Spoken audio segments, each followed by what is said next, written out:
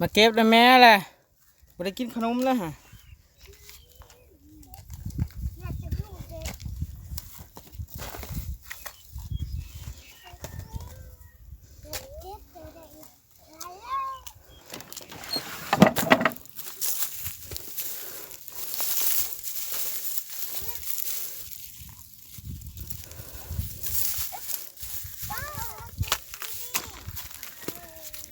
เก็บขาม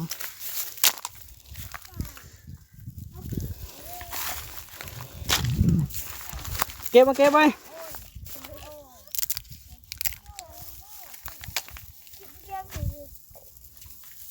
มาเด็กๆมาเก็บ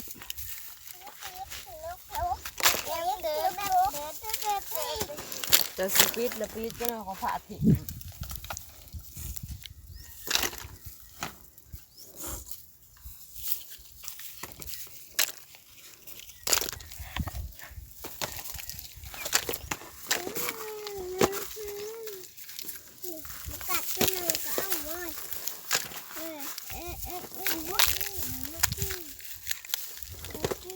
เหยียบขี้งัวเหยียบห้าโมนี่เฮ็ดคักขนาดเก็บแม่แต่บริกินขนมเจ้าเก็บไว้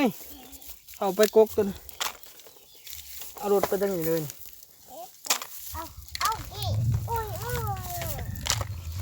เก็บนะเก็บ